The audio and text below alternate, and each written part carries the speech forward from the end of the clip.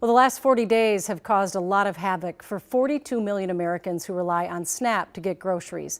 Heidi Wigdahl has the latest on that situation. Heidi? Julie, the agreement would fund SNAP through September 2026, but right now there's still a lot of confusion and a legal battle still unfolding. The back and forth over SNAP benefits amid the government shutdown has led to even more confusion. Thursday, a federal court order rejected the Trump administration's decision to only partially cover SNAP benefits for November, saying it needed to deliver full benefits by Friday. Then on Friday, the Minnesota Department of Children, Youth and Families issued full November SNAP benefits. Minnesotans started seeing those on their EBT cards as early as Saturday.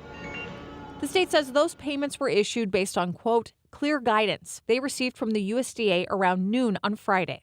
Then Friday night, Supreme Court Justice Ketanji Brown Jackson temporarily paused the lower court's order to pay in full, giving an appeals court more time to review the case. Saturday night, the USDA sent a memo saying states, quote, must immediately undo any steps taken to issue full SNAP benefits for November 2025. On Sunday, the Minnesota Department of Children, Youth and Families said, quote, we are appalled by Saturday night's memo, not only because it requires that Minnesota undo actions to provide food to 440,000 people, but also because it threatens severe financial penalties that would harm Minnesotans. Minnesota does not have any mechanism for taking money back from SNAP recipients. We also believe it would be unjust to yank back these funds that are needed to feed families.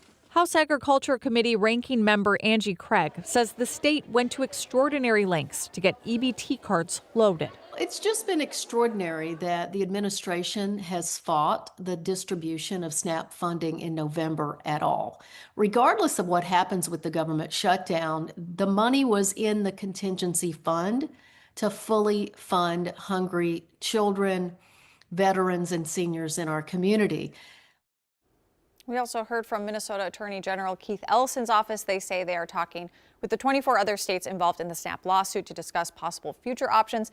In Wisconsin, Governor Tony Evers responded on social media to the Trump administration's demand with a simple no. And I also reached out to Governor Walz's office and waiting to hear back. I'm sure we'll hear much more tomorrow. Yeah, and hopeful that the shutdown ends so some of this can be resolved. Yeah, absolutely. Thank you, Heidi.